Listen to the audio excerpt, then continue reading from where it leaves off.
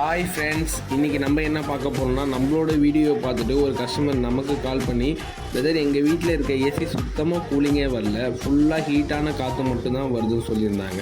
சரி, நம்மளும் கஸ்டமர்கிட்ட லொக்கேஷனை வாங்கி சைட்டுக்கு கிளம்பி போயிட்டோங்க.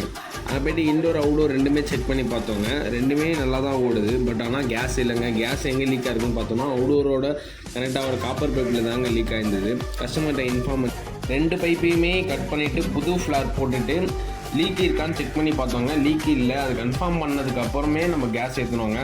கேஸோட டைப் பார்த்திங்கன்னா R22. அதுக்கான ப்ரெஷர் எவ்வளோ இருக்கணுமோ அந்த ப்ரெஷருக்கு வச்சுட்டு கேஸ் ஓப்பன் பண்ணி விட்டாங்க. கூலிங் எப்படி இருக்குன்னு செக் பண்ணி பார்த்தா கூலிங் பக்காவாக. கஸ்டமர்கிட்ட இன்ஃபார்ம் பண்ணிவிட்டு அங்கேருந்து கிளம்பிட்டோங்க.